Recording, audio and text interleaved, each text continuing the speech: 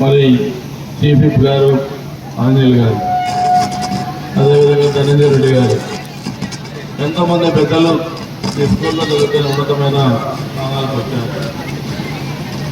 అప్పుడు ఫ్యాక్టరీ గ్రామంలో ఉన్నాం. ఈరోజు ఎంతో ప్రశాంతంగా గ్రామ అభివృద్ధి జరిగే కూడా అన్ని పార్టీల వారు ఈ గ్రామంలో కూడా పనిచేస్తూ ఉన్నారు. సో ఈ పాఠశాల అభివృద్ధికి కూడా గతంలో చాలా పెద్ద ఎత్తున నిధులు కూడా ఇవ్వటం జరిగింది. పాఠశాల అభివృద్ధికి మన ప్రభుత్వం కూడా మనం గతంలో కూడా చాలా వరకు నిధులు ఇచ్చి మనం సహకరించాం. సో ఈరోజు మన పల్నాడు ప్రాంతాల్లో ఎడ్యుకేషన్ పరంగా చూస్తే ఈ ప్రభుత్వంలో అదేవిధంగా నారా లోకేష్ గారు మానవ వనరుల అభివృద్ధి శాఖ మంత్రిగా వచ్చినప్పటి నుంచి కూడా ఆంధ్రప్రదేశ్ రాష్ట్రంలో విద్యా వ్యవస్థ కొత్త పుంతలు తొక్కుతూ ఉంది. ఒక మొన్న కూడా చూస్తే దాదాపు 17,000 మంది టీచర్స్ని టీఎస్సీలో కొత్తగా టీచర్స్ కూడా రిక్రూట్ అయ్యారు. కొత్త బిల్డింగ్లకి నిధులు ఇస్తూ ఉన్నారు.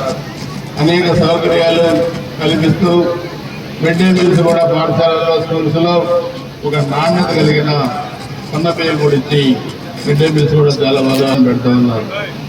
సో ఈరోజు గ్రామాల్లో చదువుకున్న యువకులు ఉద్యోగరీత్యా బయట ప్రాంతాలకు వెళ్ళి ఉన్నతమైన స్థానాల్లో ఉంటున్నారు. అంటే గతంలో వ్యవసాయదారుల కుటుంబం వ్యవసాయం చేస్తే ఈరోజు వ్యవసాయదారుల పిల్లలు బాగా చదువుకొని ఉన్నతమైన స్థానాల్లో కూడా మరి స్థిరపడ్డారు. దేశ విదేశాల్లో ఇతర రాష్ట్రాల్లో స్థిరపడ్డారు.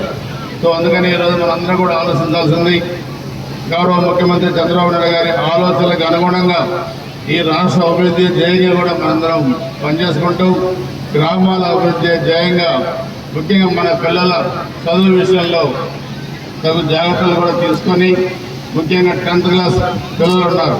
ఈ సంవత్సరం ఎగ్జామ్స్ రాసే పిల్లలు వాళ్ళు 10th క్లాస్ అయిన తర్వాత మళ్ళీ వాళ్ళు ఇంటర్మీడియట్ దీనికి వెళ్తారు. కాబట్టి ఇది ఒక టర్నింగ్ పాయింట్. వాళ్ళకు కూడా వాళ్ళ భవిష్యత్తు కూడా అంతా బాగుండాలని చెప్పి కూడా ఉన్నతమైన స్థానానికి రావాలని చెప్పి కూడా మనందరం కూడా కోరుకుంటూ ఒక చరిత్ర కలిగిన ఈ స్కూల్ 60 సంవత్సరాల వేడుకలకి మమ్మల్ని కూడా ఆహ్వానించిన ఈ పూర్వ విద్యార్థులు, అదేవిధంగా హెచ్ఎం గారు, టీచర్స్, గ్రామ పెద్దలకి అందరికీ పేరు పేరున హృదయపూర్వక ధన్యవాదాలు తెలియజేసుకుంటూ, నేను కానీ ఆంజనేయులు గారు కానీ పెద్దలందరం కూడా ప్రభుత్వంలో ఈ స్కూల్ అభివృద్ధికి, దోలగల గ్రామ అభివృద్ధికి ఏం పనులు చేయడానికి నిధులు ముందు చేయడానికి సిద్ధంగా ఉన్నామని చెప్పి కూడా తెలియజేసుకుంటూ అందరికీ మరొకసారి పేరు పేరున ధన్యవాదాలు తెలియజేస్తూ సెలవు తీసుకుంటాను. జై హింద్.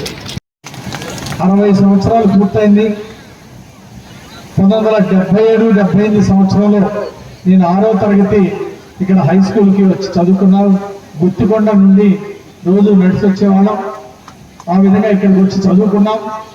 మన హై స్కూల్లో ఆ రోజు చదువుకున్నటువంటి రోజులు గుర్తు చేసుకుంటూ మరి ఈరోజు వచ్చి మీ అందరితో కలిసి ఈ కార్యక్రమంలో పాల్గొనడం, మా మిత్రులు ఎర్రపనేని శ్రీనివాసరావు గారు ఇక్కడ ఎమ్మెల్యేగా ఉండటం నాకు ఎంతో సంతోషంగా ఉందని ఈ సందర్భంగా నేను తెలియజేస్తున్నా. అలాగే ఇక్కడ ఈ స్కూల్లో చదివిన వాళ్ళందరూ ఒకసారి చేతులు ఎత్తండి. అందరూ కూడా స్కూల్ రూములు నిర్మాణానికి ఎర్రపనేని శ్రీనివాసరావు గారు ఎమ్మెల్యే గారు ఎంతో కృషి చేసి రూములకి గ్రాంట్ తీసుకొచ్చి రూముల నిర్మాణం చేపట్టి హై స్కూల్ అభివృద్ధి కృషి చేశారు. అలాగే ఎలిమెంటరీ స్కూల్లో రూములు తక్కువ ఉంటే అక్కడ రూముల నిర్మాణానికి నిధులు తీసుకొచ్చారు.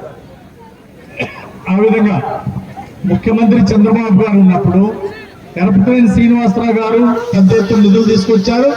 ఇక్కడే కాదు 2014-19లో కూడా పెద్ద ఎత్తున జిల్లాలోనే ఎక్కువ నిధులు తీసుకొచ్చి సిమెంట్ రోడ్లు కానీ, సీసీ డ్రైన్లు కానీ, గురజాల నియోజకవర్గం అంతా కూడా ఎర్రపనేని శ్రీనివాసరావు గారు బ్రహ్మాండంగా గతంలో కూడా నిధులు తీసుకొచ్చి అభివృద్ధి చేశారు.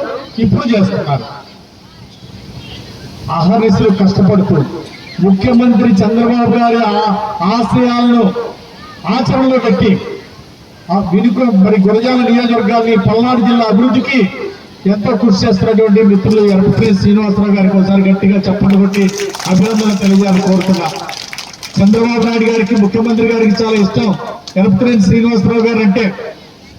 ఎందుకంటే సమైక్యాంధ్ర ఉద్యమంలో ఆయన్ని మన రాష్ట్రానికి మొట్టమొదటి కార్యక్రమం పల్నాడు నుండే ఎరపతినేని గారి కాన్స్టిట్యున్సీ నుండి బిగినైన విషయాన్ని ఈ సందర్భంగా నేను గుర్తు చేస్తున్నా. అందుకే చంద్రబాబు గారు ఒక ముఖ్యమైన కార్యక్రమం వారి ద్వారా ఇక్కడ ప్రారంభించారు గతంలో. అట్లాగే ఈరోజు అభివృద్ధికి బాటలు వేస్తూ అహర్నిశలు కృషి చేస్తున్నారు. ఈ స్కూల్ అభివృద్ధికి ఎమ్మెల్యేగా ఎరపతినేని గారు, వారితో పాటు ఇక్కడ ఓల్డ్ స్టూడెంట్ గా, ఇక్కడ పూర్వ విద్యార్థిగా నేను కూడా నా శక్తి పొంది ఇక్కడ స్కూల్ అభివృద్ధికి కావాల్సినటువంటి సహకారం ఇవ్వడానికి నా వంతు సహకారం అందిస్తానని ఈ సందర్భంగా నేను తెలియజేస్తున్నా.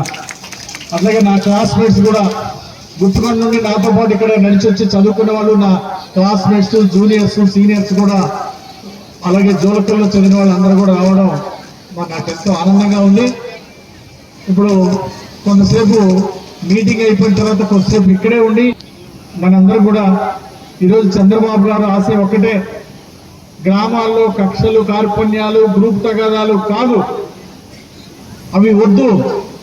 అభివృద్ధి సాక్షరంలో కాడ అభివృద్ధి రావాలి, రక్తం బారిన కాడ అభివృద్ధి తీసుకురావాలి అని చెప్పేసి ఎమ్మెల్యేలు అందరి మీద, మా అందరి మీద బాధ్యత పెట్టారు చంద్రబాబు గారు.